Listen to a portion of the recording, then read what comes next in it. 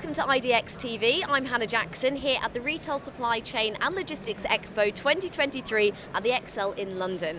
And I'm here with Sam Wong from MG Terminal, who is our sponsor for the show. Thank you so much for joining me. Thank you for having me. So tell me a little bit more about yourself, your role and the company.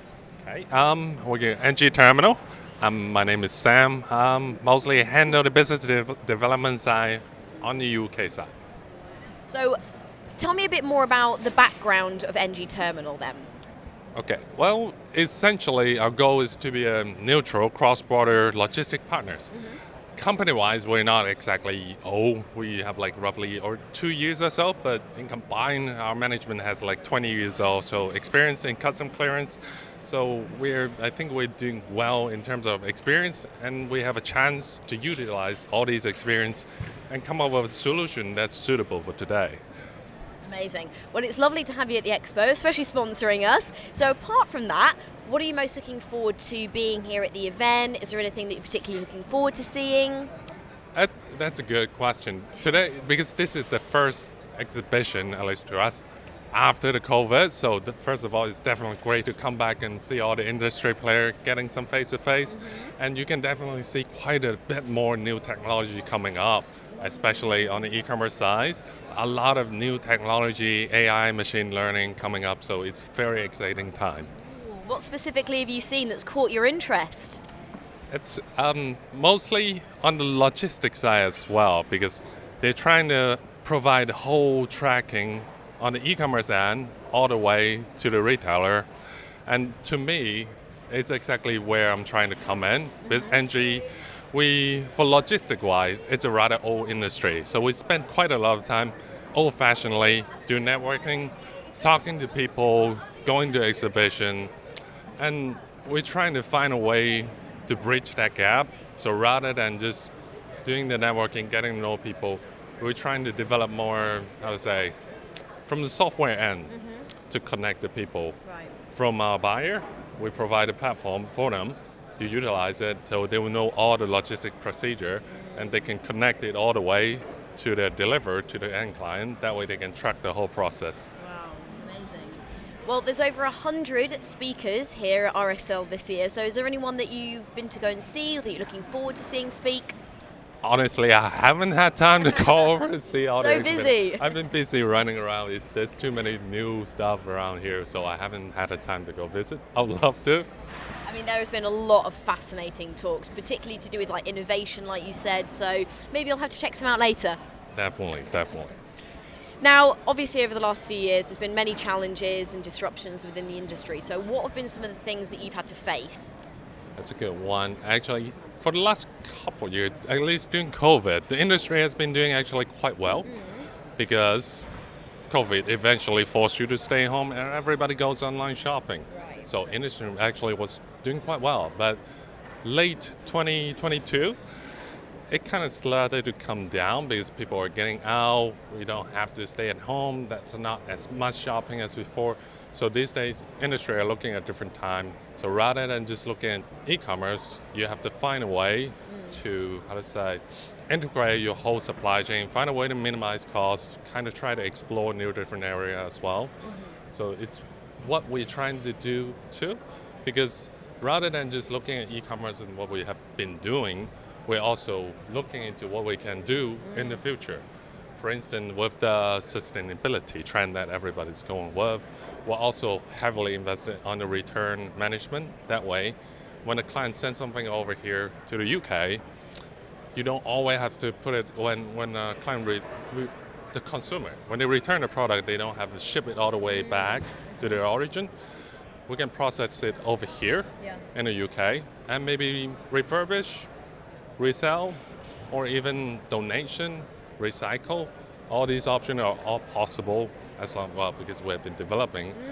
Plus, we are also venturing into excess goods. We're trying to go into more niche area so we be able to handle goods that other people cannot handle, like excess goods, tobacco goods, and we can help them suspend their duty, which is a main factor in terms of how you can save your how to improve or maintain your cash flow. I mean, that's great that you've touched on sustainability there. That was going to be one of my questions about, what role that's playing within your company. Are there any targets that you want to meet, your ESG targets?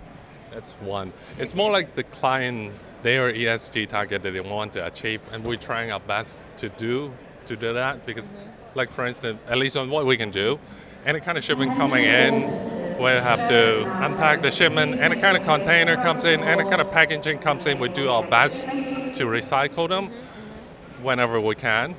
And packaging-wise, we're also looking for different way to minimize the packaging material that we use. This is on our end because this is what our client wants as well. It's a main goal that they want to achieve. We're trying our best to help them out on that. Well, that's the thing. Customers are demanding that now, aren't they? So, when it comes to sustainability considerations versus increased customer demands, like you're saying, like, need things quicker, how are you balancing consumer expectations? I think they both actually go side by side. It's not like you always increase costs when you want to go sustainable. Like I said, all these recycle and upcycle, they actually, in a way, it's a way to save costs rather than buying something new, rather than sending something new overseas over here to the UK. So to us, it's always, of course, at some point you're going to, spend a little bit more to build up the infrastructure.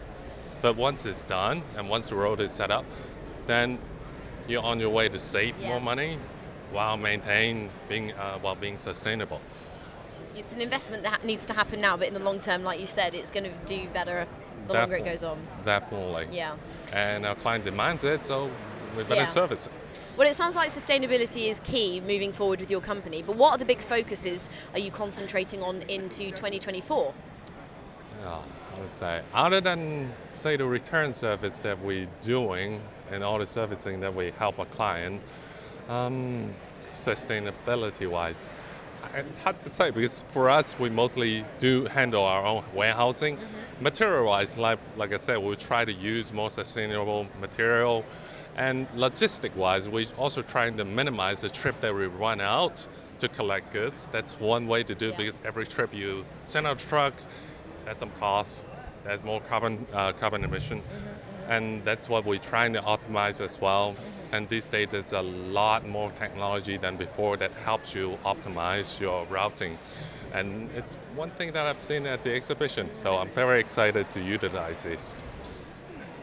What else sets you apart from other service providers? What makes you stand out? As for us, we're a custom broker out of Heathrow. So these days, we want to set ourselves apart, saying that we are more like a solution integrator. We're able to connect with multiple last mile service provider, connect with different agencies all over Europe, all over the world. That way, when a client has some maybe even unique goods, say even tobacco or so, they need to send from Europe, consolidate in the UK, send it over to Asia, or you have to buy some wine from South Africa, and you want to combine it to UK shipment and Europe wine from France, and then you want to send it over to the US. These are things that we can do with the duty suspended. So we're trying to do these things that other people cannot. Although it takes quite a bit of time to achieve them, it takes years to get all these certificates from HMRC, but it's worth it. We believe this is one of the direction that we should go. Fantastic. Now, of course, as our sponsor, why do you think it's great that media platforms like IDX TV are at events like this? What benefits attendees? Definitely. Because logistic-wise, like I said, it's a very traditional networking type of business. But to me, I see IDG come in at a very good time with all the booming of social media. And eventually, we have to acknowledge the fact that many of the people in this generation are going to be the boss of the future. And IDX is getting in touch with those people ahead of time. So I think that's one main advantage in terms of timing that IDX has. There we go. Well, thank you very much. It's been a pleasure. Enjoy the rest of the show. Definitely. And we continue to partner with you, hopefully. Thank you very much. Thanks for having me. Thank you very much, and for watching IDX TV.